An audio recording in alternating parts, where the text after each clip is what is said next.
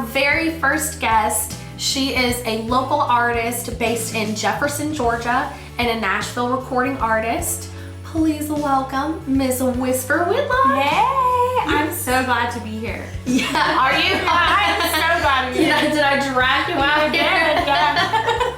How are you doing today? I'm good. And these mugs are so cute. Thank you, thanks. My sister Kira was kind enough to help me make these, so thanks, Kira. So we've known each other for a long time now. I know, like when you had came over here, you said we've known each other since 2014, 2015, around that. Yeah, because you were 17 when I first met you. I think I was 19, 18, 19? 18, 19, yeah. Yeah. Because we had wrote my graduation song together that I sang at my graduation in front of like 2,000 people. And it was insane, and I was nervous. You were not nervous. You didn't look nervous. Well, I was nervous. That was really cool. It was really sweet. You were my very first person that I ever like co-wrote with, and you were so sweet. I remember you had. I was like a baby. Yeah. I was a baby. You were a little baby. I know. But now we got babies. I know. We'll talk about it later, but I just remember you had sent me like the sweetest text, and you're like, hey, I have a question. I'm writing a song for my graduation. Would you be willing to help me write it? And at the time, I was also trying to get my foot wet as a songwriter. And so for me, I was like, yeah, absolutely. That was a really great opportunity for me. Like, that was really cool that I got to do that with you. And I just remember, like, we had called, talked about the concepts, the details, pieced it together, and then actually, like, I think we have a picture.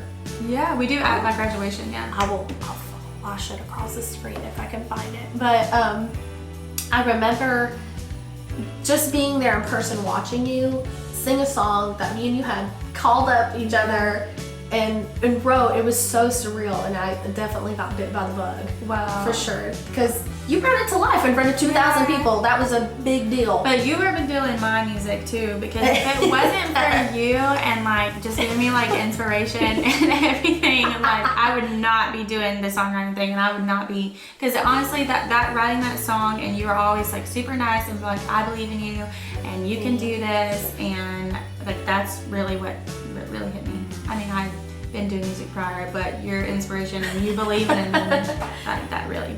Thank you. So it's noted, I'm a nice person. Yeah. You're on a nice list. I'm on the nice Santa's nice list. That's cute. Thank you. You're welcome. It was really sweet though, and it was very generous for you to offer that to me. And that's just what's been so cool is since 2014, 2015, your career has just, you have accomplished so much.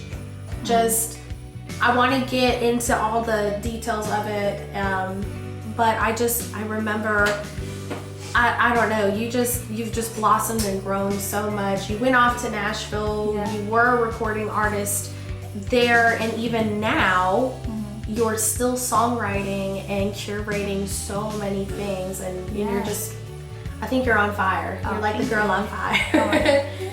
But I did want to bring up, your fan base has grown so exponentially. Yeah. Like, and I, especially just during quarantine, you have a show called Whisper Wednesdays. Yeah, I do Whisper Wednesdays on Wednesdays. Obviously. No, it's not on Monday. No.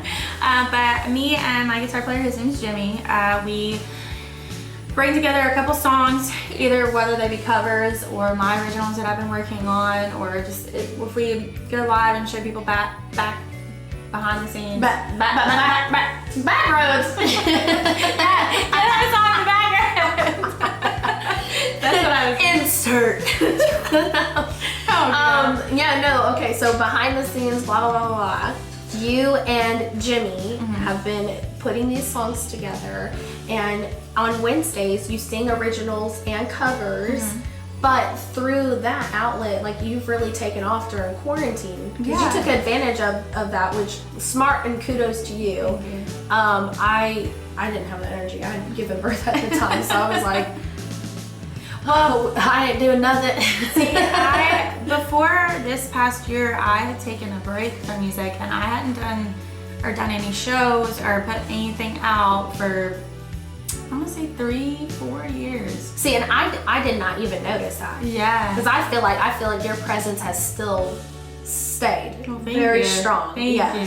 Yeah, I mean, I took a break, and you know, I got married, I had a baby, and up until recently, I was approached and been like, hey, you're a very good songwriter, you're a very good singer, you know, let's see where this goes. Let's get you back in the game again. Yeah, and I've been very, very grateful for everything that's going on. I've written with Mike Dekle, so I don't know if you know who that is, but he wrote a lot of Kenny Rogers songs.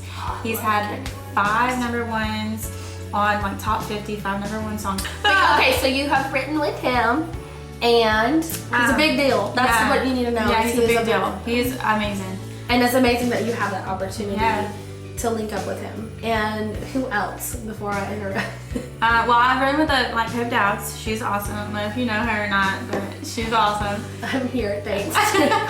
I'm just here. A couple other songwriters that I've written with is Sean Castaway, Cass Hunter, Courtney Holder. Actually, me and Courtney wrote a song called Like I Can. I love that song. Yes. And that is on actually Spotify, Pandora, and I think did that go number 1 in Texas? It was either Texas or Florida, but it was a radio show that they were doing, like an internet radio show. It went number 1. Wow. For that. And so did Breaking Hearts and Curfews, which is another single that I have out. Yes. Just huge. I thought that was really cool. I got chills. I know, I was like, I don't know, 17, 18 at the time. And so I was like, oh my God, I can't believe this. Like fresh out of high school, like going into Nashville, I told myself I was gonna take a year before I went back to school for something. I was gonna give it my all for that year and see if music was something that I could really do, like myself, and I did it. Like I did it. And I know it's come a long way, but well, it's work. It is. I mean, it's always a work in process. Like that's the thing, I guess, about songwriting and songwriters. It doesn't just happen overnight. Like it seems like you can just hear, you know, you can hear about somebody and be like, oh, cool, they're an overnight sensation. But no, they've been working 10 plus years to get to where they are. And even with you having 2 number 1s, you're still having to work so hard. I mean, it takes time to develop and curate a sound and to create new material and to find people that you can jive with and trust with your material and your sound. So it's really incredible when the moment does happen and that spark does happen. And I think that's why it is such a magical experience. Yeah.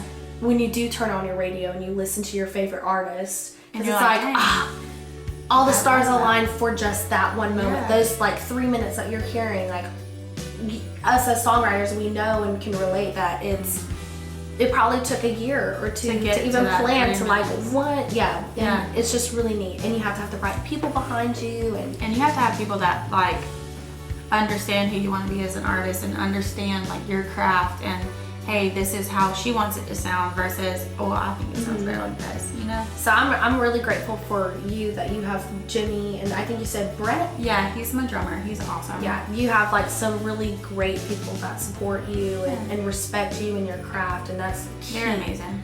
Key to success. So, and I just think it's really incredible too that you're doing this as a mom and a wife. Yeah.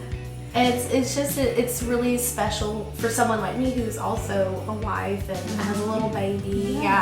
And is a musician and an artist, songwriter, and pursuing all of these things, to watch and support other people in my community doing the same thing. And I'm really proud of you. That's what I wanted to get at. Thank you. Yes. But just because you're a mom doesn't mean you have to like put your dreams on back bar. Like, you can guitar down. Yeah, no, you can. Like I remember when I was pregnant with Wyatt, I would just play my guitar and I'd feel him kick, and I was like, oh my gosh, you're a little music baby, and I love this. Yeah. Okay, so I was gonna say, I'm like, me when I was pregnant with Cree, I felt like all the breast support that I had worked so hard on, like went out the door because it shifted so much.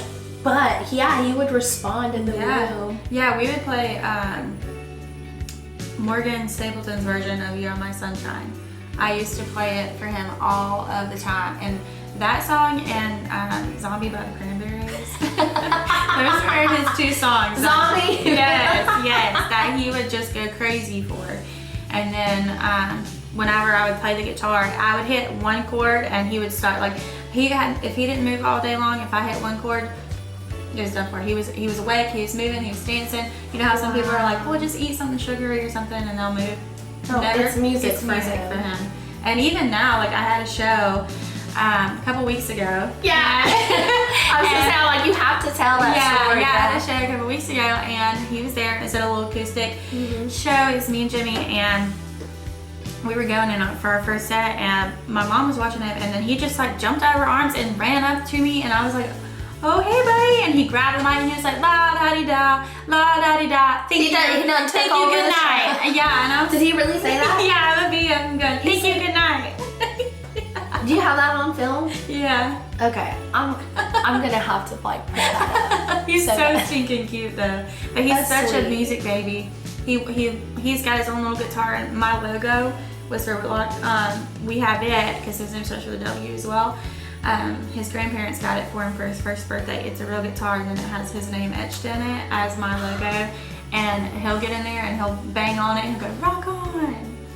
Are you serious? Yeah, he's such a music baby. Stinking cute. Yeah, such a music baby. And I would say like even Cream, my son, like he picks up on music, but kids are so smart and I think being around music, it's so normal for them. They're just so comfortable being able to walk up to our guitars and strum it. It's just, it's incredible to watch like their little minds think and how they approach it. So that's so sweet.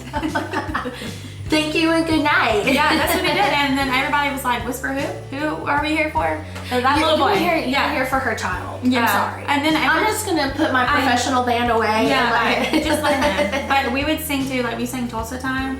And he would just get up there and he got some girl and they were dancing and took her by a hand. He's a lady killer. Yeah, he is. And I was like, oh my gosh. Wow. Okay, so I did want to make a point too. I think this is so incredible for you as well. And I was just so proud of you. I think one of your greatest comebacks this year was singing at the NASCAR race in Atlanta. That was crazy. Can you tell me how that was? Because I know that, I don't know, just thinking about it, I know there was a lot that had to go into that. So I had to practice the national anthem over and over and over again because that's one thing, like you mess up the national anthem, you're done. And it was NASCAR. Yeah, NASCAR. Of all places.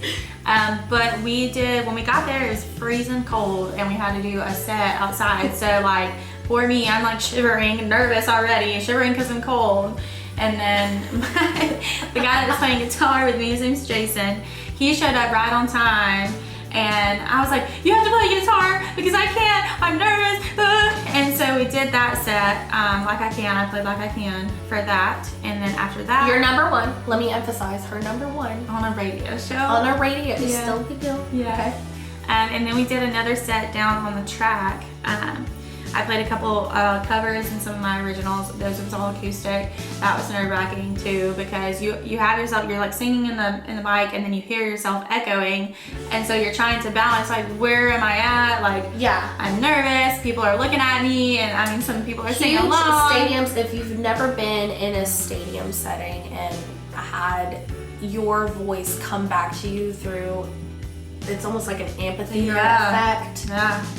It's incredibly intimidating, and it can easily, you can easily say one word and hear it immediately back at you. And it echoes and it freaks you out. It takes incredible concentration. Yeah. So if you're nervous on top of that and you're being directed to what else happened? Oh yeah, after we did that set, they did the prayer, and then they called me back up there to do the national anthem. And you know, everything's down to timing. So you have the airplanes, helicopters fly across at a certain point in the song, and you have like 10 people down there like telling you like it's rolling, let's go, like speed up or slow down and everything like that. And you're trying to listen to yourself and then echo, and then there's a bunch of like race cars, and it's very nerve-wracking. What, organized chaos? Oh yeah, definitely. So as a performer, what kind of advice would you tell to other performers? Because that is incredibly,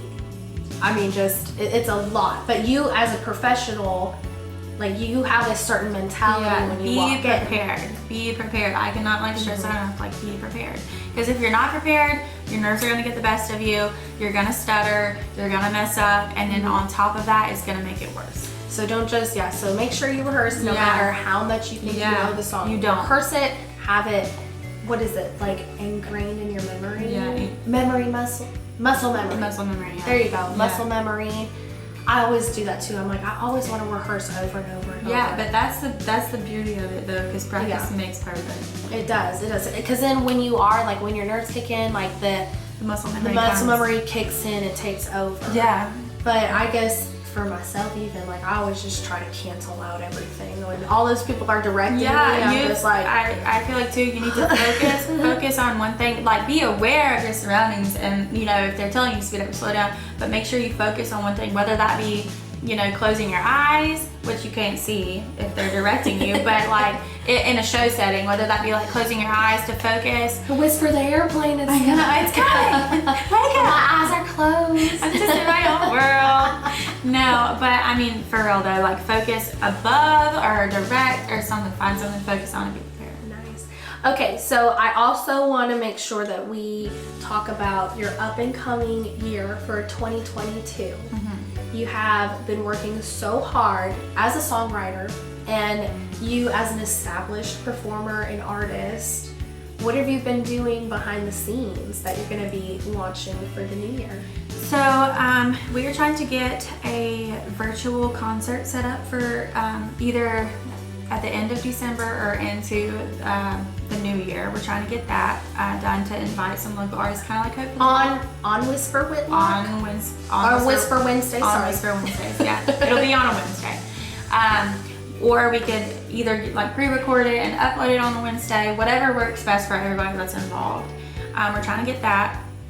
I'm also trying to work on my craft and really get my songwriting down and get my catalog built to where I can hopefully shop those songs that I'm writing. Yeah. Get bigger names and bigger artists to be like, hey, who's this girl? I really like this song. I want to record it. Yeah. Because 9 out of 10 times, the song you hear on the radio, the person singing it didn't write it. Right. So you're approaching your opportunities to get a cut, which I'm excited to see you do that. I'm excited for you to gear up and get. You said that you've written this past year alone at least 30. Yeah, I've started them. Yeah. Which, I mean, starting and finishing songs can take years. But if you have an idea and you've solidified the idea and you have it kind of written out, you can easily present that to someone to complete or there's your opportunity to co-write.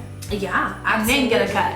Absolutely, yes. So I'm really excited to hear how that goes, and excited that you get that opportunity to put your collection together, your catalog, as you would say.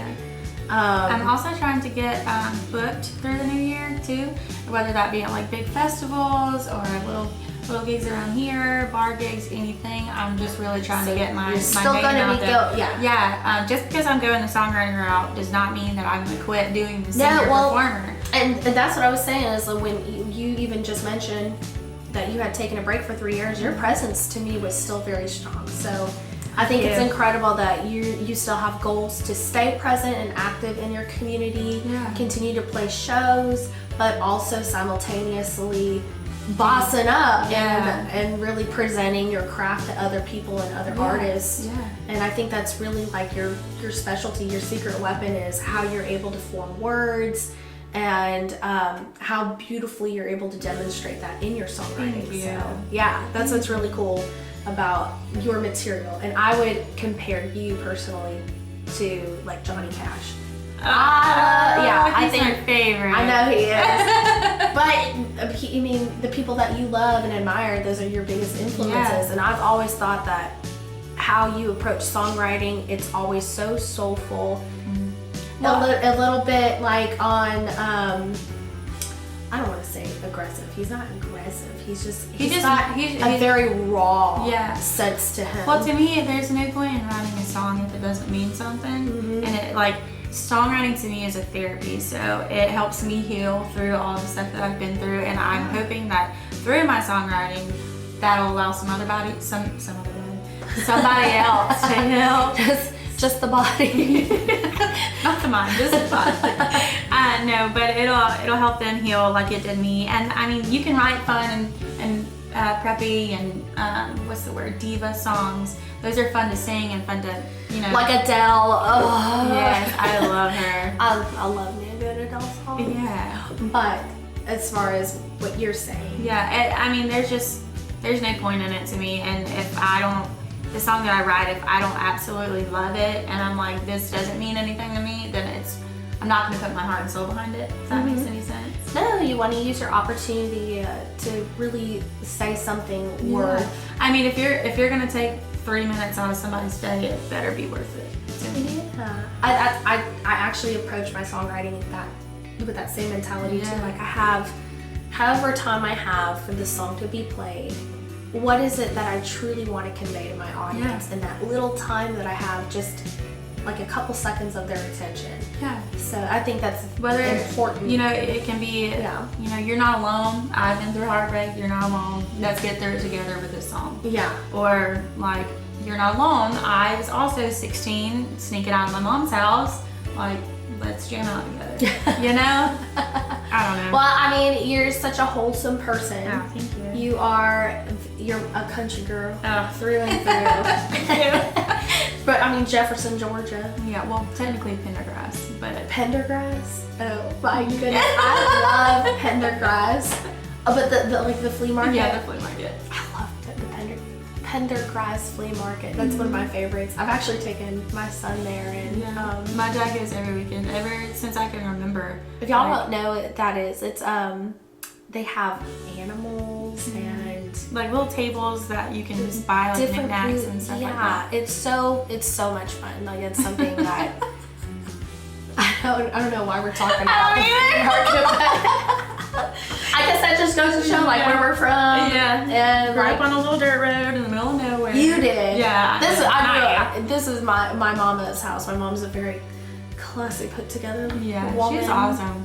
She's very sweet to have allowed us to come and take over and to have decorated so elegantly. Yes. I'm very appreciative. But yeah, I'm excited for you. I'm excited for your new year. Thank you for taking your time out of your day to come. I wouldn't have missed it. Yeah. You actually, like, when I had messaged you, I said, you know, I said the formal message. Yeah. And you're like, duh. I know. That's what you say. I'm so professional. Well, this is Whisper Whitlock. I'm so happy that you were here today, and I'm so excited for you guys to get to know her just a little bit more. Check out her music. It's on all streaming platforms. We'll link all of her socials and everything below. And you have a website? Yes, whisperwhitlock.com. She has a website, whisperwhitlock.com as well. And of course, thank you so much for visiting me here at Hope for the Holidays. Yes! And we will see you next time. Bye! Bye!